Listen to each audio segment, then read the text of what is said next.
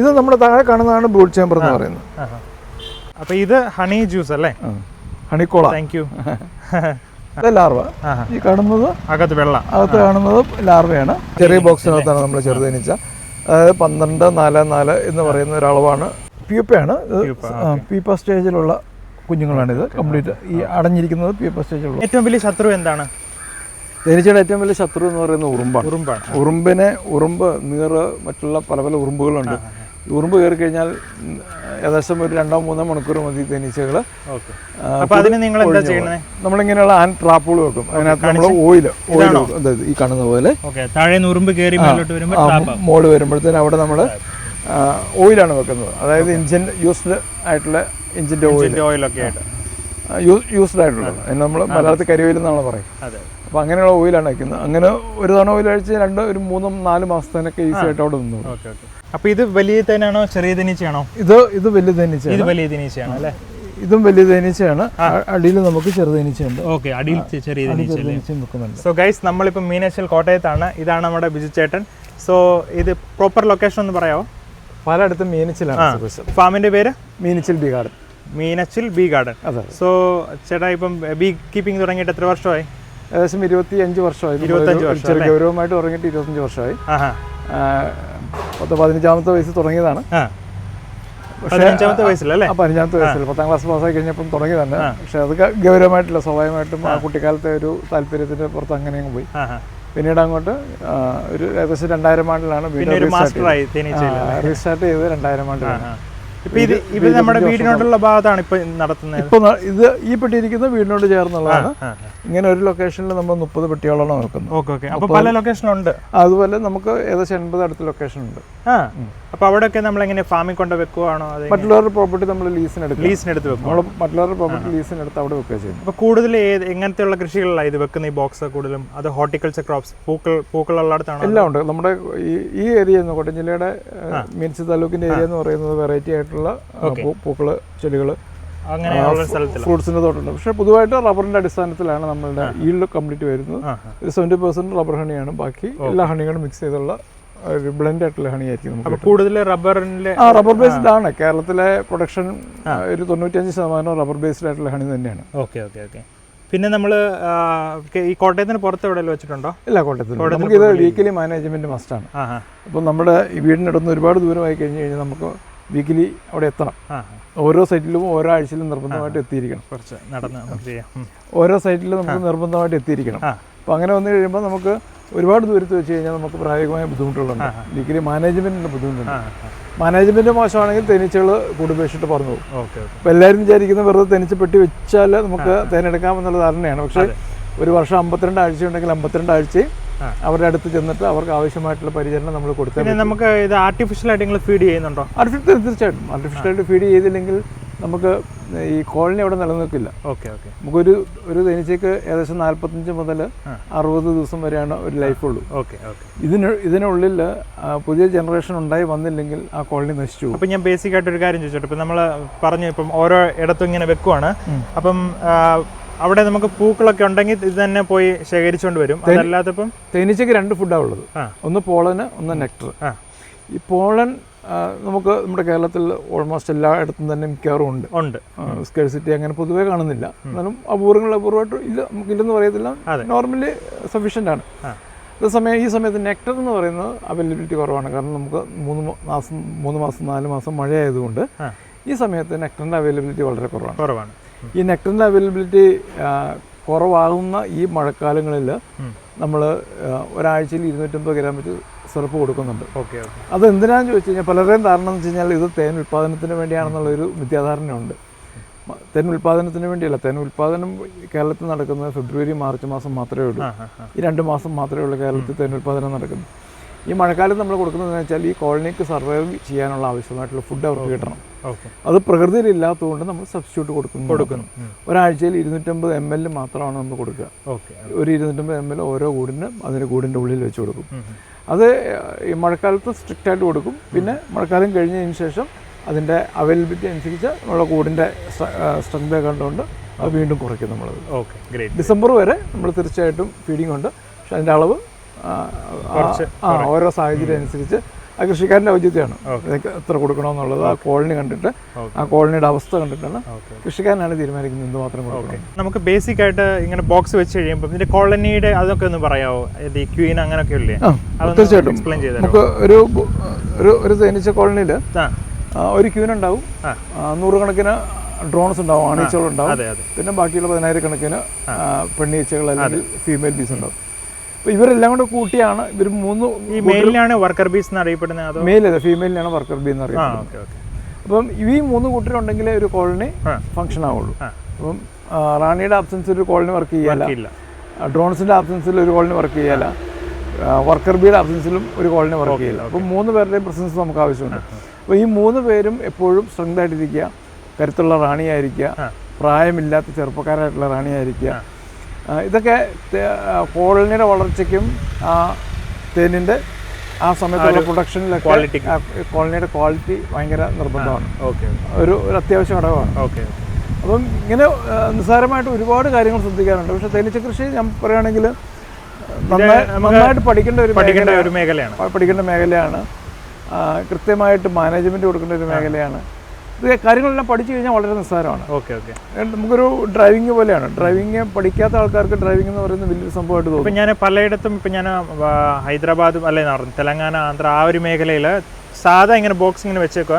പലയിടത്തും ഇങ്ങനെ മാരിഗോൾഡ് പ്ലാന്റേഷനും അങ്ങനെ ഫ്ലവർ പ്ലാന്റേഷൻ ഇല്ല, അവിടെ നിന്നൊക്കെ ഇങ്ങനെയാണ് കൂടുതൽ ഇങ്ങനെ വെച്ചേക്കുന്നത്. അപ്പോൾ ഇവിടെ ഈ റബ്ബറിൻ്റെ ഒരു സാന്നിധ്യം ഉള്ളതുകൊണ്ട് ഇങ്ങനെ പറഞ്ഞില്ലേ റബ്ബറിൻ്റെ ഇതിലാണ്, ആ ഒരു ഇതിലാണ്. അപ്പം ഇതിൻ്റെ ഫ്ലേവേഴ്സ് നമുക്ക് എടുക്കാൻ പറ്റുമോ? ചിലർ ഞാൻ പറയുന്ന കേട്ടിട്ടുണ്ട് ജാമുൻ ഫ്ലേവറിലുണ്ട്, അങ്ങനെ തേനീച്ച പലതരം ഫ്ലേവർ ഉണ്ട്. നമ്മൾ ഏത് തോട്ടത്തിലാണോ വെക്കുന്നത് ആ ഫ്ലേവർ നമുക്ക് കിട്ടും. അപ്പം മസ്റ്റേർഡ് തോട്ടത്തിലാണെങ്കിൽ അങ്ങനെ കിട്ടും, സൺഫ്ലവർ ആണെങ്കിൽ അങ്ങനെ കിട്ടും, ലിച്ചി ആണെങ്കിൽ അങ്ങനെ. അപ്പം കേരളത്തിലെ ഫ്ലേവറിൽ നമുക്ക് എടുക്കാൻ പറ്റും. കേരളത്തിലെ സ്റ്റേറ്റിൽ ഈ പറഞ്ഞ പോലെ ഡിഫറെൻറ്റ് വെറൈറ്റി ആയിട്ടൊന്നുമില്ല. നമുക്ക് ഒരു തോട്ടത്തിൽ നിന്ന് അടുത്ത തോട്ടത്തിലേക്ക് നമുക്ക് ട്രാൻസ്ഫർ ചെയ്യാം. അങ്ങനെ ചെയ്യുന്ന കർഷകരുണ്ട്, അതിൻ്റെ മൈഗ്രേഷൻ എന്നാ പറയാം. അങ്ങനെ മൈഗ്രേറ്റ് ചെയ്യുന്ന കർഷകരുണ്ട്. പക്ഷേ കേരളത്തിൽ പൊതുവെ സാധാരണ കർഷകർ ഞങ്ങളൊന്നും അത് പ്രാക്ടീസ് ചെയ്യുന്നില്ല. കാരണം നമുക്ക് ആവശ്യത്തിനുള്ള തേന് നമുക്ക് ഇവിടുന്ന് തന്നെ ഉൽപ്പാദിപ്പിക്കും. അഡീഷണൽ വേണമെന്നുണ്ടെങ്കിൽ നമുക്ക് തീർച്ചയായിട്ടും അത് ഫോളോ ചെയ്യാം. നമുക്ക് പക്ഷേ നമ്മൾ ഹാപ്പിയാണ്, ഇവിടുത്തെ പ്രൊഡക്ഷൻ കൊണ്ട് നമ്മൾ ഹാപ്പിയാണ്. ഇതിപ്പോൾ എത്ര ഏരിയയിലാണ് ഈ ഫാം സ്ഥിതി ചെയ്തിരിക്കുന്നത്? ഒരു 1/2 ഏക്കർ കാണുമോ? നമ്മൾ അല്ലല്ല, നമുക്ക് ഒരു ലൊക്കേഷൻ 2-3 സെന്റ് മതി. നമുക്ക് 10, 30, 40 പെട്ടി വെക്കാം. ഇത്രയും ഈ പരിമിതമായ സ്ഥലത്ത് 40 പെട്ടി വെക്കുക. ഇവിടുന്ന് ഒരു 1/2 കിലോമീറ്റർ കഴിയുമ്പോൾ നമുക്ക് അടുത്തൊരു വേറൊരു ലൊക്കേഷൻ ഉണ്ടാവും. വീണ്ടും അടുത്ത ഒരു 1/2 കിലോമീറ്റർ കഴിയുമ്പോൾ അടുത്ത ലൊക്കേഷൻ. ഇതിൻ്റെ ഒന്ന് കാണിക്കാവോ? ഇത് പ്രോസസ്സ് എങ്ങനെയാണ്? ഇത് ബോക്സ് കാര്യങ്ങൾ ഇതൊക്കെ ഇത് നമുക്ക് മഴ കൊള്ളാതിരിക്കാൻ ഇത് കൂടെ നനയാതിരിക്കാൻ വേണ്ടിയാണ്. എല്ലാം വുഡാണ്. ഇത് വുഡാണ്. ഇതിലെങ്ങനെ എത്ര ചാമ്പേഴ്സ് ആണുള്ളത്? ഇത് ഹണി ചേമ്പർ. ഇത് ഹണി ചേമ്പർ നമ്മൾ വെക്കുന്നുണ്ട്. പക്ഷേ ഫ്രെയിം ഇപ്പം വെക്കുന്നില്ല. ഫ്രെയിം വെക്കുന്നത് ഹണി സീസൺ വരുമ്പോൾ മാത്രമേ നമ്മൾ ഇവിടെ ഈ ഹണി ചേമ്പറിൽ നമ്മൾ ഫ്രെയിം വെക്കുള്ളൂ. ഇത് അഗ്രസീവ് ആണ്, അറ്റാക്ക് ചെയ്യും. അറ്റാക്ക് തീർച്ചയായിട്ടും അറ്റാക്ക് ചെയ്യും. ചെറുതേനും വലുതേനും ഏതിനാ കൂടുതൽ അഗ്രസീവ്, കൂടുതൽ അറ്റാക്ക് ചെയ്യുന്നത്? ചെറുതൻ കുത്തില്ല അല്ല, അവർ നമ്മളെ കടിച്ച് ഇറിറ്റേറ്റ് ചെയ്യും എന്നുള്ളതല്ലാതെ. അപ്പോൾ നമ്മൾ ബീവയിലൊക്കെ ധരിച്ചിട്ടാണ് നമ്മൾ ചെയ്യുന്നത്. അപ്പോൾ ഇതാണ് എത്ര ചാമ്പേഴ്സ് ഉണ്ട് ഇങ്ങനെ ബോക്സസ്? ഇത് നമ്മുടെ താഴെ കാണുന്നതാണ് ബ്രൂഡ് ചേമ്പർ എന്ന് പറയുന്നത്. ഇത് താഴെ കാണുന്നതാണ് ബ്രൂഡ് ചേമ്പർ. ഇതുപോലെ പുതിയ അറകൾ നിർമ്മിച്ചാണ് ഇവർ പുതിയ ബ്രൂഡ് ചേമ്പർ നിർമ്മിക്കും. ഇതിനുള്ളിലാണ് അവർ മുട്ടയിടാൻ തുടങ്ങുന്നത്. അപ്പോൾ ഇതിനകത്ത് ഈ മൊത്തം കോളനിയിൽ ഒരു ക്യൂൻ ആണുള്ളത്? ഈ കോളനിയിൽ ഒറ്റ ക്യൂനേ ഉള്ളൂ. ആയിട്ടില്ല അല്ലേ? ആയി വരുന്നേ ഉള്ളൂ. നമുക്ക് കാണാം ഒരുപാട് ഇങ്ങനെ വർക്കേഴ്സും ഇങ്ങനെ ഫീമെയിൽ ആയിട്ടുള്ള ബീസ് വർക്ക് ചെയ്തുകൊണ്ടിരിക്കുന്നുണ്ട്. ഇത് ഫുൾ വലുതാവും അല്ലേ? ഇതാണ് ഡ്രോൺസ് എന്ന് പറയുന്നത്. മഴക്കാലത്താണെങ്കിലും നമുക്ക് കോളനി ഭംഗിയായിട്ട് സംരക്ഷിച്ചാൽ ഡ്രോൺസ് ഉണ്ടാവും. ഡ്രോൺസ് കുത്തില്ല, ബാക്കിയുള്ളതെല്ലാം ഫീമെയിലാണ്, അല്ലെങ്കിൽ വർക്കർ ബീസാണ്. ഭയങ്കരമായിട്ട് നോക്കിക്കണ്ട് ചെയ്യേണ്ട കാര്യമാണ്. ഭയങ്കരമായിട്ട് നമുക്കൊരു പാഷനേറ്റ് ആവണം. അതെ. ഇതാണ് മെയിൻ. ഇത്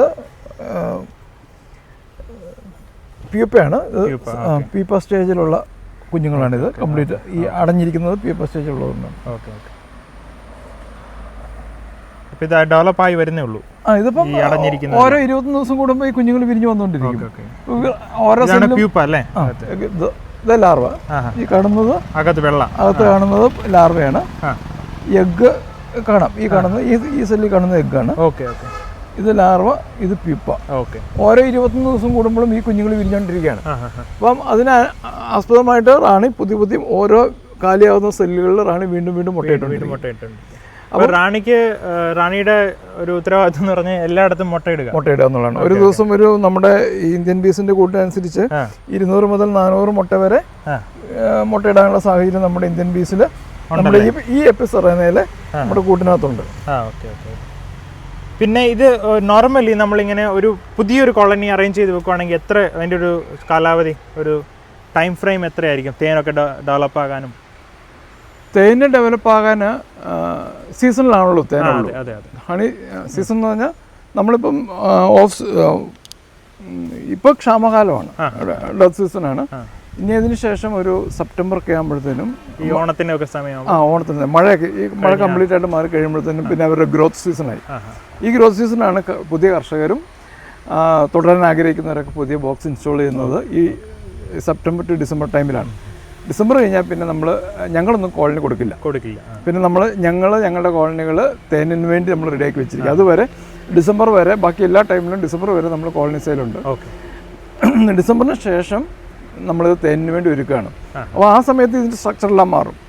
അപ്പം നമുക്ക് ആ സമയത്ത് പരമാവധി തേൻ ഉൽപ്പാദനം നമ്മുടെ കൂടുകൾ നടക്കണമെന്നുണ്ടെങ്കിൽ ഈച്ചകളെ മാക്സിമം ഡെവലപ്പ് ചെയ്താൽ ഈ കാണുന്ന പോപ്പുലേഷൻ ഒന്നും അല്ല ഹണി സീസൺ. ഞാൻ ചോദിച്ച ഒരു ഓൺ ആൻ ആവറേജ് നമ്മളിപ്പം ഇൻസ്റ്റാൾ ചെയ്ത് പുതിയൊരു കോളനി ഇൻസ്റ്റാൾ ചെയ്ത് എത്ര മാസം എടുക്കും ഫുൾ കംപ്ലീറ്റ് ഡെവലപ്പ് ആകാനായിട്ട് കോളനി? നമ്മൾ 3 ഫ്രെയിം കോളനി മേടിക്കുകയാണെങ്കിൽ ഏകദേശം 1 മാസം മുതൽ 2 മാസത്തിനുള്ളിൽ. അത് നമ്മുടെ പെട്ടി എവിടെയാണോ വെച്ചിരിക്കുന്നത് അവിടുത്തെ പോളൻ അവൈലബിലിറ്റി, ഇത് പരിപാലനം ചെയ്യുന്ന ആളുടെ സ്കില്ല് തുടങ്ങിയ കാര്യങ്ങൾ ആസ്പദമാക്കി 1 മാസം മുതൽ 2 മാസത്തിനുള്ളിൽ. നിങ്ങൾ ഫീഡ് ചെയ്യുന്നുണ്ടോ?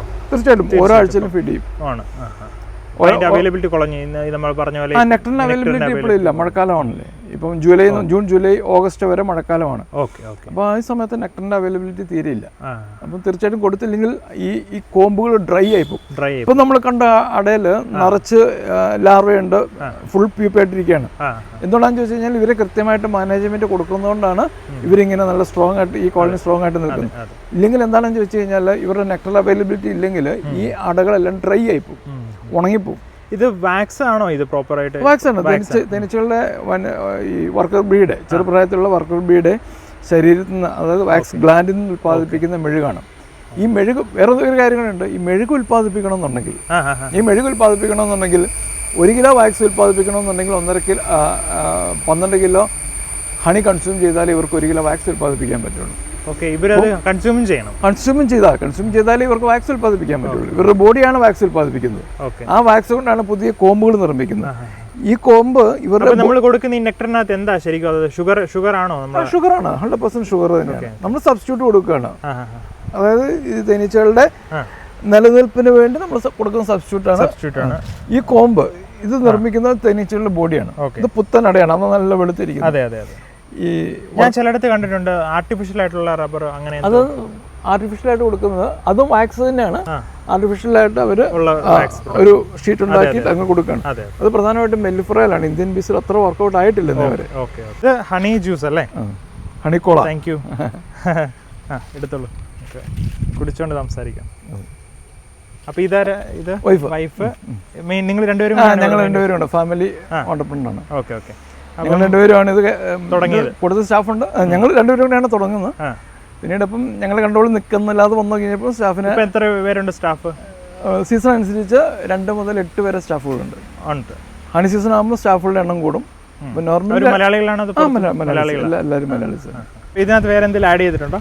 ഇതിനകത്ത് ലൈം ജ്യൂസ്, പിന്നെ മല്ലിയില അല്ലെങ്കിൽ പുതിനയില. നല്ലൊരു ഫ്ലേവേർഡ് ആണ്. ഇതിന്റെ പേരാണ് നിങ്ങള് ഹണിക്കോള. അതിനകത്ത് വേണം ഇഞ്ചി കൂടെ ആഡ് ചെയ്യാം. ജിഞ്ചറും കൂടെ ആഡ് ചെയ്താൽ കുറച്ചുകൂടെ ടേസ്റ്റ്. നല്ലൊരു എനർജി ഡ്രിങ്ക് ആയിട്ട് എനിക്ക് കൺസ്യൂം ചെയ്യാം. പിന്നെ ഈ മഴയൊക്കെ വരുമ്പോഴത്തേക്ക് എന്തെങ്കിലും പ്രശ്നം വരുമോ ഇതിന്?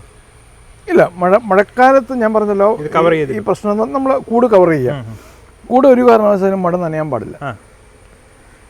കൂട് നനഞ്ഞു കഴിഞ്ഞാൽ നമുക്ക് നല്ല ബോക്സ് മേടിക്കുകയാണെങ്കിൽ നമ്മുടെ ലൈഫ് ലോങ് ഒരു ബോക്സ് നമുക്ക് ഉപയോഗിക്കാം.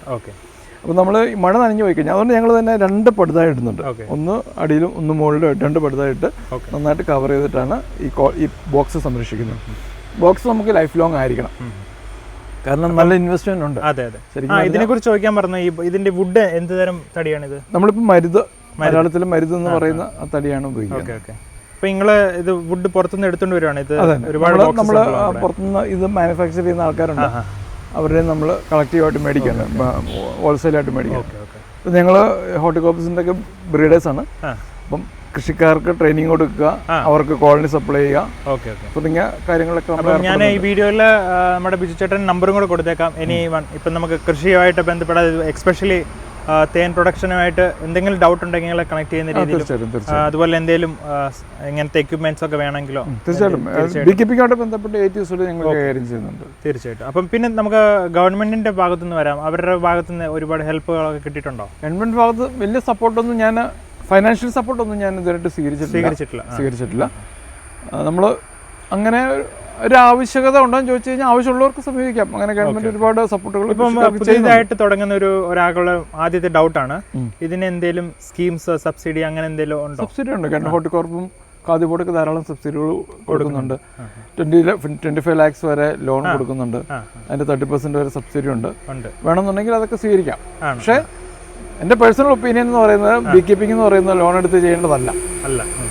കാരണം ഒരുപാട് സ്ട്രഗ്ലിംഗ് ടൈമാണ് ആദ്യത്തെ ഒരു 5 വർഷം എന്ന് പറഞ്ഞാൽ, അല്ലെങ്കിൽ 5 മുതൽ 10 വർഷം എന്ന് പറയുന്നത് ബീ കീപ്പിംഗ് എന്ന് പറഞ്ഞാൽ വലിയൊരു സ്ട്രഗ്ലിംഗ് പീരീഡാണ്. ഈ സ്ട്രഗ്ലിങ്ങിൻ്റെ സമയത്ത് നമ്മൾ ലോൺ എടുത്ത്, കാരണം ഈ തേനീച്ച കൃഷി എന്ന് പറയുന്നത് എല്ലാ കൂടുകൾക്കും ഒരേ പരിചരണമല്ല കൊടുക്കേണ്ടത്. ഓരോ കോളനി ഇൻഡിപെൻഡൻറ്റ് സ്വഭാവമാണ്. ഈ ഓരോ കോളനിയുടെ സ്വഭാവം എന്താണെന്നും അവരൊരു നോട്ടത്തിൽ തന്നെ ഇവരുടെ കാര്യങ്ങളെല്ലാം മനസ്സിലാക്കാനുള്ള കേപ്പബിലിറ്റി ഉണ്ടാകുന്നോടം വരെ നമുക്ക് ഒരുപാട് ബുദ്ധിമുട്ടുകൾ ഉണ്ടാകുന്നുണ്ട്. ഓരോ കോളനിയും ഇൻഡിപെൻഡന്റ് സ്വഭാവമാണ്. നമുക്കിപ്പം 1000 മനുഷ്യരുണ്ടെങ്കിൽ 1000 മനുഷ്യർക്ക് 1000 സ്വഭാവം എന്ന് പറഞ്ഞ പോലെ 1000 കോളനി ഉണ്ടെങ്കിൽ 1000 കോളനി 1000 സ്വഭാവമാണ്. അപ്പോൾ ഇവരെ ഈ 1000 കോളനിയെ നമുക്ക് 1000 വിധത്തിലാണ് മാനേജ് ചെയ്യേണ്ടത്. അപ്പം അങ്ങനെ വേണമെന്നുണ്ടെങ്കിൽ നമുക്ക് തീർച്ചയായിട്ടും എക്സ്പീരിയൻസ് എന്ന് പറയുന്നത് വലിയ ഘടകമാണ്. കാരണം പുറത്തുനിന്ന് ഒരാൾ വന്നു കഴിഞ്ഞാൽ അവർ നോക്കുമ്പോൾ എല്ലാം തേനീച്ചകൾ എല്ലാം ഒരേ സാഹചര്യത്തിൽ ഇരിക്കുന്നതായിട്ട് തോന്നുമെങ്കിലും ഡീറ്റെയിൽ ആയിട്ട് നമ്മൾ കൂടിനുള്ളിലേക്ക് കടന്നു കഴിഞ്ഞാൽ 1000 കോളനി 1000 സ്വഭാവമാണ്. ഇവരെ മാനേജ് ചെയ്യാൻ പഠിക്കണം. അത് സ്കില്ലിലൂടെ മാത്രമേ, സ്കില്ല് ഡെവലപ്പ് ചെയ്താൽ മാത്രമേ ഉള്ളൂ. അതിനുവേണ്ടി ആദ്യം നമ്മൾ അറിവ് നേടി അതിനെ കൂടുതൽ കൈകാര്യം ചെയ്യുമ്പോൾ നമുക്കൊരു എക്സ്പീരിയൻസ് ആയിട്ട് കിട്ടും. ഈ എക്സ്പീരിയൻസ് നമുക്ക് സ്കില്ലായിട്ട് മാറണം. ആ സ്കില്ല് മാറണമെങ്കിൽ നമുക്കറിയാമല്ലോ, ഏത് മേഖലയിൽ സ്കില്ല് ഡെവലപ്പ് ചെയ്യണമെന്നുണ്ടെങ്കിൽ 5 മുതൽ 10 വർഷം വരെ സമയമെടുക്കും. അതുവരെ നമുക്ക് സ്ട്രഗ്ലിംഗ് പീരീഡ് എന്നാണ് ഞങ്ങൾ വിശേഷിപ്പിക്കുന്നത്. അപ്പം ഇപ്പോൾ ചേട്ടാ ഏകദേശം ഒരു 10-20 വർഷമായില്ലേ? 20 വർഷം. നമ്മളിപ്പോൾ 26ാമത്തെ വർഷത്തിലേക്ക് കടക്കും. 25 years ആയി. 2000 ആണ്ടിലാണ്. ഒരു ഡൗട്ട് എന്ന് പറയുന്നത്, ഇപ്പം നമുക്ക് ഇതിലേക്ക് കടക്കാം. അപ്പോൾ ഈ ബിയിൽ ഒരു ബോക്സ് വെച്ച് കഴിഞ്ഞാൽ ഒരു വർഷത്തേക്ക് ഓൺ ആൻ ആവറേജ് നമുക്ക് എത്ര പ്രാവശ്യം ഹാർവെസ്റ്റ് ചെയ്യാൻ പറ്റും ഒരു ബോക്സിൽ നിന്ന് ഒരു വർഷം? ഈ ഹാർവെസ്റ്റിൻ്റെ പറയുകയാണെങ്കിൽ ഡിപ്പെൻഡ് അപ്പോൺ ക്ലൈമറ്റ് ഒന്ന്, ഡിപ്പെൻഡ് അപ്പോൺ യുവർ സ്കില്ല്, പിന്നെ depend upon availability of nectar. ഈ 3 ഘടകങ്ങളും ആശ്രയിച്ചാണ് എന്തുമാത്രം പ്രൊഡക്ഷൻ കിട്ടും എന്നുള്ളത്. അതായത് എക്സ്പീരിയൻസ് ഇല്ലാത്ത ആൾക്കാർ 5 കിലോ എടുക്കുമ്പോൾ നമുക്ക് കഴിഞ്ഞ വർഷം, ഈ വർഷമല്ല കഴിഞ്ഞ വർഷം 42 കിലോ തേൻ കിട്ടിയ കൂടുകളുണ്ട്. പക്ഷെ എല്ലാ കൂടിനകത്തുനിന്ന് കിട്ടണമെന്നില്ല, ചിലപ്പോൾ 5 കിലോ വരെ താഴെ. അപ്പോൾ അത് കോളനിയുടെ സ്ട്രെങ്ത് ഒരു ഘടകം, നമ്മുടെ സ്കില്ല്. ഹൈയസ്റ്റ് എത്ര? 5 കിലോ മിനിമം 5 കിലോ കിട്ടും. മിനിമം 5 കിലോ നോർമലി ആർക്കാണെങ്കിലും കിട്ടണം. 5 കിലോയും കിട്ടിയില്ലെങ്കിൽ നമുക്ക് എക്കണോമിക്കലി മുന്നോട്ട് പോവില്ല. ബാക്കി കാലാവസ്ഥ വലിയൊരു ഘടകമാണ്. അപ്പം നമ്മൾ പറഞ്ഞു വരുന്ന വലിയ തേനീച്ചയുടെ മാത്രമാണ് പറഞ്ഞത്. നമ്മൾ സംസാരിക്കുന്ന എല്ലാം വലിയ തേനീച്ചയുടെ. അപ്പം ഇതൊക്കെയാണ് പ്രശ്നങ്ങൾ. അപ്പം ആ സമയത്ത് ഒരു മഴ പെയ്ത് കഴിഞ്ഞാൽ തീർന്നു, സീസൺ തീർന്നു. അപ്പോൾ അവൈലബിലിറ്റിയെ കുറിച്ച് നമുക്ക് ഇപ്പോൾ കഴിഞ്ഞ വർഷത്തിൻ്റെ പകുതി ഈൽഡ് ഈ വർഷം കിട്ടിയിട്ടുണ്ട്.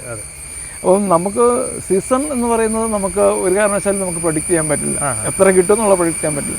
ജനറലി 5 മുതൽ 15 നോർമലി നമ്മൾ കണക്ക് പറയുന്നത്. ഒരു ആവറേജ് കണക്ക് പറയുകയാണെങ്കിൽ 5 മുതൽ 15 കിലോ വരെ തന്നെയാണ് നമ്മൾ ആവറേജ് പറയുക. അത് എക്സ്പീരിയൻസ് ഒരു ഘടകമാണ്. കോളനിയുടെ സ്ട്രെങ്ത്, മാക്സിമം തേനീച്ചയെ കൂട്ടിൽ ആ സമയത്ത് നിലനിർത്തിയാൽ മാത്രം മാക്സിമം നെക്ടർ അവർ കളക്ട് ചെയ്തുകൊണ്ട് വരും. ഈ നെക്ടറാണ് തേനീച്ചകൾ തേനാക്കി മാറ്റുന്നത്. പ്രകൃതിയിൽ ഒരിടത്തും തേനില്ല. ആ സത്യം കൂടെ നമ്മൾ മനസ്സിലാക്കണം. പിന്നെ ഇപ്പം ഈ കാലഘട്ടത്തിൽ ഭയങ്കര ഡിമാൻഡാണ് തേനിന്. തേൻ നല്ല ഡിമാൻഡുണ്ട്, നന്നായിട്ട് ആവശ്യക്കാരുണ്ട്. ഇപ്പം ഒരുപാട് അടുത്ത് മേടിച്ചാൽ ഒറിജിനൽ ആണെന്നൊരു ഡൗട്ട് പലർക്കും ഉണ്ട്. അതെൻ്റെ പേഴ്സണലി ഒപ്പീനിയൻ ഞാൻ പറയുകയാണെങ്കിൽ ഉണ്ടല്ലോ, ഈ തേനിനെക്കുറിച്ച് തേനിലുണ്ടാകുന്ന മാറ്റങ്ങൾ പലർക്കും ഡൗട്ട് അടിക്കുന്നുണ്ട്. അതെ അതെ. തേൻ ക്രിസ്റ്റലാകാം, അതെ, തേൻ ഫെർമെന്റ് ചെയ്യുന്നുണ്ട്, തേൻ്റെ കളർ ഒരുപാട് എക്സ്പെരിമെന്റ് ഒക്കെ ചെയ്തിട്ട് ആൾക്കാരെ തേൻ്റെ കളറിന് ഒരുപാട് മാറ്റമുണ്ട്. ഡിഫറെൻറ്റ് കളേഴ്സ് ഉണ്ടാകാം, ഡിഫറെൻറ്റ് ടേസ്റ്റ് ഉണ്ടാകും തേനിന്. അപ്പം നമ്മൾ എന്നോ രുചിച്ച ഒരു തേനായിരിക്കും, അതായിരിക്കും തേനെന്നാണ് പൊതുവെ ചില ആൾക്കാർക്ക് ധരിച്ചു വെച്ചിരിക്കുന്നത്. അന്ന് രുചിച്ച ആ തേനിൻ്റെ ടേസ്റ്റാണ് യഥാർത്ഥ. അപ്പോൾ തേനെന്ന് പറയുന്നത് ഡിഫറെൻറ്റ് ടേസ്റ്റ് ഉണ്ട്, ഡിഫറെൻറ്റ് കളറുണ്ട്, ഡിഫറെൻറ്റ് വിസ്കോസിറ്റി, അതിൻ്റെ വിസ്കോസിറ്റിയിൽ വ്യത്യാസമുണ്ട്. പിന്നെ ഏറ്റവും പ്രധാനപ്പെട്ട ഇപ്പോഴത്തെ ഞങ്ങളുടെ ഏറ്റവും വലിയ പ്രശ്നം എന്ന് ക്രിസ്റ്റലൈസേഷനാണ്. തേൻ പഞ്ചസാര പോലെ കട്ടിയാവും. അത് നോർമലി ക്വാളിറ്റി ഉള്ള ഹണിയുടെ ലക്ഷണമാണ് ക്രിസ്റ്റലൈസേഷൻ എന്ന് പറയുന്നത്. അതായത് ഇതും തേനീച്ചയുടെ തേനിലെ ജലാംശമായിട്ട് ബന്ധപ്പെട്ട് നിൽക്കുന്ന കാര്യമാണ്. ജലാംശം കുറഞ്ഞ തേനാണ് ഫുഡ് സേഫ്റ്റിയുടെ സ്റ്റാൻഡേർഡ് പറയുകയാണെങ്കിൽ 20% താഴെ ജലാംശമുള്ള തേനെ വിൽക്കാൻ പാടുള്ളൂ ഞങ്ങൾക്ക്. Below 20% water content. Below 20% water കണ്ടൻറ്റുള്ള തേന് തീർച്ചയായിട്ടും അത് ക്രിസ്റ്റലാകാനുള്ള സാധ്യത ഏറെയാണ്. ഇപ്പോൾ എന്തുകൊണ്ടാണ് ബിലോ 20 വരാൻ കാരണം എന്താണെന്ന് ചോദിച്ചു കഴിഞ്ഞാൽ, കേരളത്തിലെ ഹണിയുടെ വാട്ടർ കണ്ടൻറ്റ് എന്ന് പറയുന്നത് 20 to 25 ഒക്കെയാണ്, അല്ലെങ്കിൽ 26 വരെ കയറാം. ഈ നമ്മുടെ ഹ്യൂമിഡിറ്റി കൂടുതലുള്ളതുകൊണ്ട്, പ്രത്യേകിച്ച് മഴയൊക്കെയുള്ള സമയമൊക്കെ ആണെങ്കിൽ വാട്ടർ കണ്ടൻറ്റ് കണ്ടമാനം കയറിപ്പോവും. അങ്ങനെ വരുമ്പോൾ തേൻ ഫെർമെൻ്റ് ആയിപ്പോവും, ഈ പുളിച്ചു പോവും. ബിയർ പതിഞ്ഞു വരുന്നു അല്ലെങ്കിൽ പതിഞ്ഞു വരുന്നതാണ്, അത് ഫെർമെൻറ്റ് ചെയ്യുന്നതാണ്. അപ്പോൾ ആ ഫെർമെൻറ്റേഷൻ എന്തുകൊണ്ടാണെന്ന് ചോദിച്ചു കഴിഞ്ഞാൽ അത് വാട്ടർ കണ്ടൻറ്റ് ആയിട്ട് ബന്ധപ്പെട്ട് നിൽക്കുന്ന ഒരു കാര്യമാണ്. അപ്പോൾ വാട്ടർ കണ്ടൻറ്റ് കൂടുന്തോറും തേൻ ഫെർമെൻറ്റ് ചെയ്യാനുള്ള ചാൻസ് ഉണ്ട്. അപ്പം ക്വാളിറ്റി, ഇപ്പം കൃഷിക്കാർ നല്ല ക്വാളിറ്റിയിൽ തേൻ ഉൽപ്പാദിപ്പിക്കുകയും അത് നല്ല രീതിയിൽ മാർക്കറ്റ് ചെയ്യാൻ പഠിക്കുകയും വാങ്ങുന്നവർ ഇതിനെക്കുറിച്ച് അവെയർ ആവുകയും ചെയ്യുവാണെങ്കിൽ വളരെ നല്ലതായിരിക്കും എന്നുള്ളതാണ് ഞങ്ങളുടെയൊക്കെ വ്യക്തിപരമായ അഭിപ്രായം. കാരണം വാങ്ങുന്നവരും അവെയർ ആവണം. നമ്മൾ എന്ത് സാധനം ഒരു പ്രൊഡക്റ്റ് വാങ്ങിക്കഴിഞ്ഞാലും നമ്മൾ അവെയർ ആവുന്നുണ്ട്. ഗൂഗിളിൽ ഒരുപാട് സെർച്ച് ചെയ്യുന്നുണ്ട്, അതിനെക്കുറിച്ച് ഒരുപാട് സ്റ്റഡി ചെയ്തിട്ടാണ് ഓരോ പ്രൊഡക്റ്റും നമ്മൾ വാങ്ങുന്നത്. പക്ഷേ തേൻ മേടിക്കുമ്പോൾ അവർ ജസ്റ്റ് വാങ്ങുന്നു, ഒരു വിശ്വാസത്തിന് പുറത്തങ്ങ് വാങ്ങുന്നു. ഈ മാറ്റങ്ങളെയൊക്കെ പലപ്പോഴും മായമെന്ന് മിക്കവാറും ആൾക്കാർ ധരിക്കാറുണ്ട്. അപ്പോൾ കസ്റ്റമേഴ്സ് അവെയർ ആവുക. അപ്പം എന്തെങ്കിലും സംശയം ഉണ്ടെങ്കിൽ, ഞാൻ പറയുന്നത് ഞങ്ങൾ തരുന്നത് എന്നെക്കുറിച്ച് എന്തെങ്കിലും സംശയം ഉണ്ടെങ്കിൽ ഞങ്ങളോട് തന്നെ ചോദിക്കാം. ഞാൻ എൻ്റെ ഡീറ്റെയിൽസ് ഞാൻ കൊടുത്തേക്കാം, കേട്ട നമ്പറും എല്ലാം കാര്യങ്ങളും കൊടുത്തേക്കാം. പിന്നെ നമുക്കിപ്പം വലിയ തേനെ കുറിച്ച് ഏകദേശം മനസ്സിലായി. ചെറുതേനെ കുറിച്ച് പറയാം, അതിന്റെ പ്രൊഡക്ഷൻ എങ്ങനെയാണ്? ഇത്രയും കിട്ടുമോ നമുക്ക്? ഏകദേശം 5 കിലോ എന്നൊക്കെ പറഞ്ഞു. ചെറുതേൻ്റെ പ്രൊഡക്ഷൻ എന്ന് പറയുന്നത് നമ്മുടെ കുത്താത്തേനും തേനീച്ച. അതെ, ചെറിയ ബോക്സിനകത്താണ് നമ്മൾ ചെറുതേനീച്ച. അതായത് 12-4-4 എന്ന് പറയുന്ന ഒരളവാണ്, അല്ലെങ്കിൽ 14-4. അങ്ങനെ ഓരോ കർഷകരും അവർക്കോരോ അവരുടെ സന്ദർഭം അനുസരിച്ച്, അവരുടെ ഇഷ്ടം അനുസരിച്ച് അവർ ഓരോരോ അളവുകൾ സെലക്ട് ചെയ്യുന്നുണ്ട്. അപ്പം ഏതായാലും വളരെ ചെറിയ പെട്ടിയിലാണ് ചെറുതേനീച്ച വളർത്തുന്നത്. ഇതിൽ കുത്തില്ല, കടിക്കും. ചെറിയ കടിക്കും, നമ്മൾ ഇറിറ്റേറ്റ് ചെയ്യും. വളരെ സിമ്പിളാണ്. ഏത് പ്രായം കുറഞ്ഞ ആൾക്കാർക്കും, ചെറുപ്പക്കാർക്കും, പ്രായമുള്ള ആൾക്കാർക്കും, കൊച്ചുകുട്ടികൾക്കും വരെ കൈകാര്യം ചെയ്യുന്നതാണ് ചെറുതേൻ. ഈ ചെറുതേൻ്റെ അവൈലബിലിറ്റി എന്ന് പറയുന്നത് കേവലം ഏതാ കുറച്ചും കൂടെ ഡെലീഷ്യസ്? അതായത് ടേസ്റ്റ് നോക്കുമ്പോൾ ഏതാ നല്ലത്? കുറച്ചും കൂടെ ചെറുതേനാണോ വലുതേൻ്റെ? ചെറുതേൻ വേറൊരു ടേസ്റ്റാണ്, അല്പം അസിഡിക്. പേഴ്സണലി ഏതാ ഇഷ്ടം? ചെറുതേനാണോ? തീർച്ചയായിട്ടും ചെറുതേൻ തന്നെയാണ് ഇത്. തീർച്ചയായിട്ടും അതിന് ഒരുപാട് സമയം എടുക്കുമായിരിക്കുമല്ലോ വരാൻ. അതായത് ചെറുതേൻ നമുക്ക് ആവറേജ്, ഞങ്ങളെ സംബന്ധിച്ച് ആവറേജ് കിട്ടുന്നത് 150 ഗ്രാം മുതൽ 200 ഗ്രാം വരെയാണ് ഒരു വർഷം കിട്ടുന്നത്. അത്രേ ഉള്ളൂ. ഒരു കൂട്ടിൽ നിന്ന് അത്രേ കിട്ടുന്നുള്ളൂ. ആവറേജ് 200 ഗ്രാം വരെ ഉള്ളൂ. അതായത് 1/2 കിലോ പോലും ഇല്ല. അതായത് നമുക്കിപ്പം 1000 പെട്ടി ഉണ്ടെങ്കിൽ 150 മുതൽ 200 കിലോ വരെ തേനാണ് കിട്ടുള്ളൂ. അത്രേ ഉള്ളൂ. 100 പെട്ടി ഉണ്ടെങ്കിൽ വളരെ കുറവാണ്. അവൈലബിലിറ്റി തീരെ കുറവ്. അതിൻ്റെ മെഡിസിനൽ വാല്യൂ വളരെ ഉയർന്നു. സ്വാഭാവികമായിട്ടും അത് ഞങ്ങൾക്കൊരു സെപ്റ്റംബർ കഴിയുമ്പോഴത്തേനും ചെറുതാനെല്ലാം തീർന്നു. അപ്പോൾ അത്ര നമുക്ക് എല്ലാവർക്കും ഒരു ഇയർ നോർമലി പ്ലേസിംഗ് ടൈം എപ്പോഴാണ്? ഇൻസ്റ്റാളിംഗ് ടൈമിങ് അതെല്ലാം നമ്മുടെ സെപ്റ്റംബർ ടു ഡിസംബറാണ്. ഏത് തേനീച്ചയാണ് ഇൻസ്റ്റാൾ ചെയ്യാൻ ഏറ്റവും നല്ല സമയം. ഹണി സീസൺ ആയി കഴിഞ്ഞാൽ ഒരു കർഷകരാരും കോളനി കൊടുക്കില്ല. നമുക്ക് ആവശ്യമായിട്ടുള്ള മിച്ചം ഉണ്ടെങ്കിൽ, തേനെടുക്കുന്നതും കഴിഞ്ഞ് മിച്ചം ഉണ്ടെങ്കിലുള്ള കോളനി ഉണ്ടെങ്കിൽ മാത്രമേ നമ്മൾ നോർമലി കൊടുക്കാറുള്ളൂ. അപ്പം ഈ സെപ്റ്റംബർ ടു ഡിസംബറാണ് വളരുന്ന സമയം. ചെറുതേൻ എടുക്കുന്ന സമയം എന്ന് പറഞ്ഞാൽ മാർച്ച് ഏപ്രിൽ, ഈ 2 മാസമാണ് ചെറുതേൻ എടുക്കുന്നത്. ഇതിന് ഇംഗ്ലീഷിൽ പറയുന്ന പേര് സ്മോൾ ഹണി അല്ലെങ്കിൽ സ്റ്റിംഗ്ലെസ് അല്ലേ? സ്റ്റിംഗ്ലെസ് ബി അല്ലെങ്കിൽ ട്രൈഗോണ ഇറിഡിപ്പനിസ് എന്നാണ് അതിൻ്റെ സയന്റിഫിക് നെയിം. പിന്നെ നമുക്ക് ഇതിൻ്റെ ഇപ്പം ആൾക്കാർക്ക് ഒരുപാട് കൗതുകത്തോടെയാണ് ഇതിൻ്റെ റേറ്റ് ഒക്കെ എങ്ങനെയാണ് കാര്യങ്ങൾ? നിങ്ങൾ പേഴ്സണലി കൊടുക്കുന്ന അല്ലെങ്കിൽ മാർക്കറ്റിൽ എങ്ങനെയാണ് കിട്ടുന്നത്? ഓൺ ആൻ ആവറേജ് പോവുകയാണെങ്കിൽ എത്ര വരെ ഇടിയും? ഓൺ ആൻ ആവറേജ് ഹയസ്റ്റ് പോവുകയാണെങ്കിൽ എത്ര വരെ കയറും? അതൊന്ന് പറയാമോ? നമുക്ക് ഒരു വേരിയേഷൻ സീസണിലുള്ള വേരിയേഷൻ മാത്രമേ ഉള്ളൂ. ഞങ്ങൾ ചെറുതേനീച്ച കോളനി കൊടുക്കുന്നത് 2500 രൂപയ്ക്ക്, മൊൻതേനീച്ച കൊടുക്കുന്നത് 1150 മുതൽ 1650 വരെ ഉള്ള റേഞ്ചിലാണ്. ഒന്നുകൂടെ പറയാമോ? 2500 രൂപയ്ക്കാണ് ചെറുതേനീച്ചയുടെ കോളനി കൊടുക്കുന്നത്. വലിയ എന്ന് പറയുമ്പം 1150 മുതൽ ഒരു 1800 വരെ. അത് എന്തുമാത്രം ഹണി ചേമ്പർ വേണം എന്നതിനെക്കുറിച്ച്, എത്ര ഫ്രെയിം കോളനി ഉണ്ട് അതനുസരിച്ചാണ് ഈ വിലയുടെ വേരിയേഷൻ വരുന്നത്. ഓക്കെ, ഇനിയിപ്പോൾ തേനിനെ കുറിച്ച് സംസാരിച്ച് എത്ര രൂപയാണ് ലിറ്ററിനൊക്കെ പോകുന്നത് തേനിൻ്റെ? ഞങ്ങൾ ചെറുതേൻ കൊടുക്കുന്നത് കിലോ 3000-നാണ്. 1 കിലോ ചെറുതേന് 3000. വലിയതെന്ന് പറയുമ്പോൾ 1 കിലോയ്ക്ക് 400 രൂപ. പോകുവാണെങ്കിൽ എത്ര വരെ ഇടിയും? അതിന്റെ അങ്ങനെയൊന്നുമില്ല, ഫിക്സ്ഡ് വിലയാണ്. അതിന് ഈ ചെറുതേൻ്റെ വില ഇനി മുകളിലോട്ടേ ഉള്ളൂ. തേനിൻ്റെ ഏത് വിലയാണെങ്കിലും ഈ ഒരു കർഷകനെ സംബന്ധിച്ച്, ഞങ്ങളെ സംബന്ധിച്ച് ഞങ്ങൾ ഇടുന്ന വിലയാണ് അത്. മാർക്കറ്റ് ഫ്ലക്ച്വേഷൻ ഒരുപാട് കോർപ്പറേറ്റുകൾ, അപ്പം പല കമ്പനികളിൽ, ഫോർ എക്സാമ്പിൾ പല കമ്പനികൾ നമുക്കറിയാലോ, ഞാൻ പേരെടുത്ത് പറയുന്നില്ല, ചിലർ അഡ്വർടൈസ് ചെയ്ത് കൊടുക്കുന്നുണ്ട് ടി വിയിലൊക്കെ ആയിട്ടാണെങ്കിലും. അപ്പോൾ അവരുടെയൊക്കെ എന്ന് പറഞ്ഞാൽ 1 ലിറ്ററിനൊക്കെ 700 രൂപയൊക്കെയാണ് ചിലത് വിറ്റ് പോകുന്നത്. അപ്പോൾ നമുക്ക് അതും അറിയത്തില്ല, എത്ര കൊണ്ട് അത് ഒറിജിനൽ ആണോ അല്ലയോ എന്നൊന്നും അറിയത്തില്ല. അപ്പം ഒരു കർഷകൻ എന്നുള്ള നിലയിൽ അവർക്ക് കറക്റ്റായിട്ടുള്ള പ്രൈസിങ് കിട്ടുന്നുണ്ടോ, അല്ലെങ്കിൽ അവർക്ക് ഇനി എന്തെങ്കിലും ചെയ്യാനുണ്ടോ മാർക്കറ്റിംഗിൽ? അതിനെക്കുറിച്ചൊന്ന് പറയാമോ? ജനറലി കിട്ടുന്നില്ല, കാരണം കർഷകന് മാർക്കറ്റിംഗ് അറിയില്ല. കർഷകന് മാർക്കറ്റിംഗ് അറിയില്ലാത്തതുകൊണ്ട് കർഷകർക്കും ജനറലി വില കിട്ടുന്നില്ല എന്നുള്ളതാണ് ഒരു ചേട്ടയുടെ കൂടെ വല്ല അസോസിയേറ്റ്സ് ഉണ്ടോ കർഷകർ ഇങ്ങനെ തേൻ ഉൽപ്പാദിപ്പിക്കുന്നവരാരെങ്കിലും ഉണ്ടോ? ഇല്ല, ഞാൻ പറയുന്നത് നിങ്ങളോട് കർഷകരോട് ഞാൻ പറയുന്നത് നിങ്ങൾ കർഷകർ ഇൻഡിപെൻഡൻ്റ് ആയിട്ട് വളരും. നമ്മൾ കൊടുക്കുന്ന ട്രെയിനിങ്ങിൽ ഞങ്ങൾ അവരെ പ്രോത്സാഹിപ്പിക്കുന്നത് നിങ്ങൾ ഇൻഡിപെൻഡൻ്റ് ആയിട്ട് വളരാനുള്ള ഒരു ചാനൽ ഉണ്ടാക്കുക എന്നുള്ളതാണ്. അങ്ങനെ ഒരു വഴി ഉണ്ടാക്കി കൊടുക്കുക, അതേ നമുക്ക് നടക്കുകയുള്ളൂ. കാരണം അതിനുള്ള സാഹചര്യവും സാധ്യത ഇപ്പോൾ ഉണ്ട്. ഈ സോഷ്യൽ മീഡിയ വന്നതോടുകൂടി നമ്മൾ ഓരോരുത്തരും ഓരോ വമ്പൻ ആൾക്കാരായി മാറാനുള്ള സാഹചര്യവും സാധ്യതയുണ്ട്. അത് വിനിയോഗിക്കുന്നില്ലെന്നുള്ളതാണ് ഏറ്റവും വലിയ കുഴപ്പം.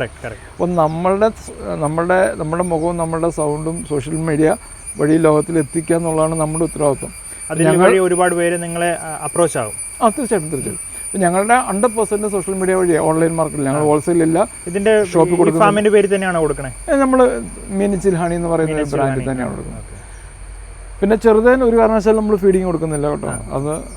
അത് വേറെ ഒരു സ്പീഷീസ് ആണ്, വേറെ സ്ട്രക്ചറാണ്. ഇപ്പൊ രണ്ടും ഒരുപാട് പഠിക്കാനുണ്ട്, ഒരുപാട് പഠിക്കാനുണ്ട്. തുടക്കം ഇത് ബേസ് ആയിട്ട് വെച്ചേക്കുവാണെങ്കിൽ അടിയിലാണ് നമ്മുടെ ചെറുതേനും. ഇത് ഓരോരുത്തരുടെ സിസ്റ്റമാണ്. ഞങ്ങളുടെ സിസ്റ്റം ഒന്നും ഇങ്ങനെയാണ് ഫോളോ ചെയ്യുന്നത്. ചെറുതേനീച്ച അടി വെക്കും, വലിയ തേനീച്ച മുകളിൽ വെക്കും. ഒരു സ്റ്റാൻഡിൽ തന്നെ രണ്ടും വളർത്തുന്ന ഒരു രീതിയാണ്. ഒറ്റ സ്റ്റാൻഡിൽ തന്നെ രണ്ടും വളർത്തും. നമുക്ക് തേനീച്ച കൃഷിയിൽ 3 കാലങ്ങളുണ്ട്.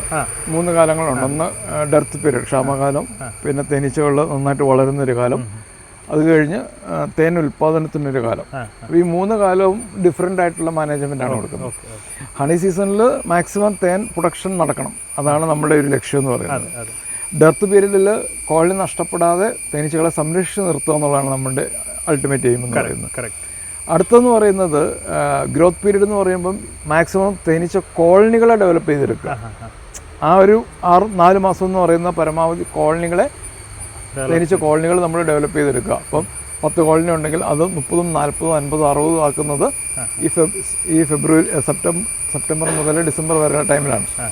ഡിസംബർ കഴിഞ്ഞാൽ പിന്നെ നിങ്ങൾക്ക് കൈവശമുള്ള ഓരോ കോളനിക്കകത്തു നിന്നും പരമാവധി തേൻ എങ്ങനെ ഉൽപ്പാദിപ്പിക്കാം, അവിടെയാണ് നമ്മൾ കൊടുക്കുന്ന മാനേജ്മെൻറ്റിൻ്റെ, കോളനി കൊടുക്കുന്ന പരിചരണത്തിൻ്റെ ഒരു ലക്ഷ്യം എന്ന് പറയുന്നത് മാക്സിമം തേൻ കിട്ടാൻ വേണ്ടി മാക്സിമം തേനീച്ചകൾ ഡെവലപ്പ് ചെയ്യാം. കാരണം ഇത്രയേ ഉള്ളൂ. 1000 തേനീച്ച ഉണ്ടെങ്കിൽ 1000 ഡ്രോപ്പ് തേൻ കൊണ്ടുവരുന്നുണ്ടെങ്കിൽ 10,000 തേനീച്ച ഉണ്ടെങ്കിൽ 10,000 ഡ്രോപ്പ് കൊണ്ടുവരും. അപ്പോൾ തേനീച്ചയുടെ പോപ്പുലേഷൻ അനുസരിച്ചാണ് പ്രൊഡക്ഷൻ ഒരു പ്രധാന പങ്കുള്ളത്. പോപ്പുലേഷൻ കൂടുന്തോറും നമ്മുടെ ഹണിയുടെ പ്രൊഡക്ഷൻ കൂടും. അപ്പോൾ മാക്സിമം പോപ്പുലേറ്റഡ് ആയിട്ടുള്ളൊരു കോളനി എങ്ങനെ മാനേജ് ചെയ്യുന്നതും അത് പഠിക്കേണ്ട ഒരു വിഷയമാണ്. ഇല്ലെങ്കിൽ ഒരു തേനീച്ച സ്വാം ചെയ്തു പോകും. അപ്പം ഇതെല്ലാം കൂടെ ഇൻക്ലൂഡ് ചെയ്ത് വലിയൊരു മേഖലയാണ്. പഠിച്ചു കഴിഞ്ഞാൽ നിസ്സാരമാണ്, പഠിക്കുന്നതിനും വരെ അല്പം സ്ട്രഗ്ലിംഗ് ആണ്. ഞാൻ പറഞ്ഞ തുടക്കം ഒരു 4-5 വർഷം നന്നായിട്ട് സ്ട്രഗിൾ ചെയ്താൽ മാത്രമേ ഉള്ളൂ. കാരണം യാതൊരു ഉറപ്പുമില്ലാത്തൊരു മേഖലയാണ്. തേൻ ഹണി കിട്ടുമോ എന്നുള്ളത് നമുക്ക് യാതൊരു ഉറപ്പുമില്ല. ചില വർഷങ്ങളിൽ നമ്മളൊക്കെ വല്ലാണ്ട് ബുദ്ധിമുട്ടി ചൂട്, മഴ, പിന്നെ അങ്ങനത്തെ എന്തെങ്കിലും എഫക്റ്റ് ആകുന്നുണ്ട്. തീർച്ചയായിട്ടും കാലാവസ്ഥ വലിയൊരു ഘടകമാണ്. അമിതമായ ചൂടും അമിതമായ മഴയും എല്ലാം ഈ തേനിന്റെ ലഭ്യതയെ ബാധിക്കും. അതുപോലെ തന്നെ ഈച്ചകൾ ഭയങ്കര സെൻസിറ്റീവ് ആണ് ചൂടിനും ഒക്കെ എന്ന് കേട്ടിട്ടുണ്ട്. തീർച്ചയായിട്ടും അതുകൊണ്ടാണ് ഈ അടിയിൽ ഇങ്ങനെ തണലുള്ള അടുത്തൊക്കെ ഇങ്ങനെ വെച്ചേക്കുന്നത് അല്ലേ? അതെ, നമ്മളെല്ലാം തണലിലാണ് വെച്ചേക്കുന്നത്. എന്നാൽ കണ്ടമാനം തണലല്ല, അമിതമായിട്ടുള്ള വെയിലും ഉണ്ടാവില്ല. പിന്നെ ഏറ്റവും കൂടുതൽ നമ്മൾ കൃഷിക്കാരുടെ നമ്മൾ ഓരോരുത്തരുടെ വീടുകളിൽ തേനീച്ച വളർത്തണമെന്ന് പറയുന്നതിന് കാരണം വെച്ചാൽ ഇവിടെ മെയിൻ ലക്ഷ്യമെന്ന് പറയുന്നത് പോളിനേഷനാണ്. ഹണി എന്നൊക്കെ പറയുന്നത് സെക്കൻഡറിയാണ്, രണ്ടാമത്തെയാണ്. അപ്പം നമ്മളിപ്പം ഹൈ റേഞ്ചിൽ ഇപ്പോൾ ഇടുക്കിയിലാണെങ്കിൽ ഏറ്റവും കൂടുതൽ ഏലത്തോട്ടം, കാടമത്തിന് ഏറ്റവും കൂടുതൽ പോളിനേറ്റ് ചെയ്യുന്നത് തേനീച്ച വഴിയാണ്. അപ്പം അവിടെ നല്ല സാധ്യതയുണ്ട്. അവിടെ ശരിക്കും പറഞ്ഞാൽ അധികം ആൾക്കാർ ചെയ്യുന്നില്ല. കാരണം അവർ ഇതിൽ കോൺസെൻട്രേറ്റ് ചെയ്യുന്നതുകൊണ്ട്. നമ്മൾ തേനീച്ച നിലനിൽക്കണമെന്നുണ്ടെങ്കിൽ മാനേജ്മെന്റ് മസ്റ്റാണ്. കൃത്യമായിട്ട് മാനേജ്മെന്റ് കൊടുക്കുന്ന എല്ലാവരുടെയും കോളനി നിൽക്കുന്നുണ്ട്, ധാരാളം ആൾക്കാർ ചെയ്യുന്നുണ്ട്. പ്രോപ്പറായിട്ട് പറയുവാണെങ്കിൽ എവിടെയാണോ നല്ല കൃഷി നടത്തുന്നത് ആ ഒരു ഭാഗങ്ങളിൽ ഇങ്ങനത്തെ ഒരു കൂടുകൾ ഇങ്ങനെ സെറ്റപ്പ് ചെയ്ത് കഴിഞ്ഞാൽ നല്ലൊരു ഉൽപ്പാദനം ചെയ്യാൻ പറ്റും. തീർച്ചയായിട്ടും. ഏറ്റവും പ്രധാനമായിട്ട് കേരളത്തിലാണെങ്കിൽ തെങ്ങ്, കാടമം, ഇവിടെയൊക്കെ നമുക്ക് നല്ല രീതിയിൽ പോളിനേഷൻ കൊണ്ട് നമുക്ക് മികച്ച നേട്ടം കിട്ടും. നമുക്ക് തേനിൻ്റെ നേട്ടം മാത്രമല്ല കാർഷിക മേഖല. ഇപ്പം 10 തേങ്ങ ഉണ്ടായിടത്ത് 20 തേങ്ങ കഴിഞ്ഞാൽ 50% പ്രൊഡക്ഷൻ, 100% പ്രൊഡക്ഷൻ ആയല്ലോ. 2 തേങ്ങ അധികമായെങ്കിൽ 20% പ്രൊഡക്ഷൻ ആയല്ലോ. അപ്പോൾ അങ്ങനെ വന്നു കഴിയുമ്പം നമുക്ക് ഒരു ഇൻഡയറക്റ്റ് ആയിട്ടുള്ള ഒരു ഇൻകം കൂടിയാണ് തേനീച്ച കൃഷി എന്ന് പറയുന്നത്. നമ്മൾ അറിയുന്നില്ല അതൊന്നും. യഥാർത്ഥത്തിൽ ഈ തേനീച്ച വഴിയുള്ള ഒരു ആദായം പലപ്പോഴും നമ്മൾ അറിയുന്നില്ല എന്നുള്ളതാണ്. ഇൻഡയറക്റ്റ് ആയിട്ട് കിട്ടുന്നതുകൊണ്ട് നമ്മൾ ശ്വാസത്തിൻ്റെ വില അറിയണമെങ്കിൽ ശ്വാസം മുട്ടണം എന്ന് പറയുന്നത് പോലെയാണ്. തേനീച്ചയുടെ വില അറിയണമെന്നുണ്ടെങ്കിൽ തേനീച്ച ഇല്ലാതാകണം, എന്നാലേ തേനീച്ച. ഒരുപാട് കൃഷിയിടങ്ങളിൽ നശിച്ചു പോകും. കാരണം ഇതുവഴിയാണ് ഒരുപാട് ഇടത്ത് ഫെർട്ടിലൈസിങ് പോളിനേഷൻ ആകുന്നതും ഒരുപാട് പ്രൊഡക്ഷൻ കൂടുന്നതും. അതെ, തീർച്ചയായിട്ടും. അപ്പം നമുക്ക് ഇത്രയും നല്ല ഇൻഫർമേഷൻ പങ്കുവെച്ച ബിജു ചേട്ടന് ഒരുപാട് താങ്ക്സ്. അതുപോലെ തന്നെ വേറൊരു കാര്യം കൂടി, ഇപ്പൊ പുതിയതായിട്ട് ഈ തേനീച്ച മേഖലയിൽ ഇറങ്ങാനുള്ള യുവജനങ്ങൾക്ക് എന്തെങ്കിലും ഒരു ഗൈഡൻസ് കൊടുക്കാൻ പറ്റുമോ? ഒരു ചെറിയ രീതിയിൽ എന്തൊക്കെ നോക്കണം? അതുപോലെ തന്നെ ഒന്നാമത് വേണ്ടത് ഇതിലേക്ക് ഇറങ്ങാൻ പാഷൻ വേണം. പാഷനേറ്റ് ആയിട്ട് മാത്രമേ ഇറങ്ങുക. കേവലം ഒരു പണമുണ്ടാക്കാൻ വേണ്ടി മാത്രമേ ഇറങ്ങുന്നവരെല്ലാവരും പരാജയപ്പെട്ടു പോവുകയുള്ളൂ, സക്സസ് ആവില്ല.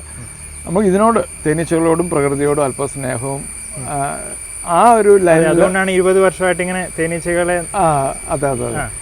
അപ്പോൾ അവരോട് ഇച്ചിരി പാഷനേറ്റ് ആകണം. അതാണ്. അങ്ങനെയുള്ള ചെറുപ്പക്കാർക്ക് വളരെ പെട്ടെന്ന് ഡെവലപ്പ് ആകാം. കാരണം ഇപ്പോഴത്തെ ഒരു പ്രവണത കാണുന്നു. ഇപ്പം ഞങ്ങളുടെ പല ട്രെയിനിങ്ങുകൾ പങ്കെടുത്തു കഴിഞ്ഞാൽ എല്ലാവരും ഒരു 40-50 വയസ്സിന് മുകളിലുള്ള ആൾക്കാരാണ് പ്രധാനമായിട്ടും തേനീച്ച കൃഷിയിലേക്ക് വരുന്നത്.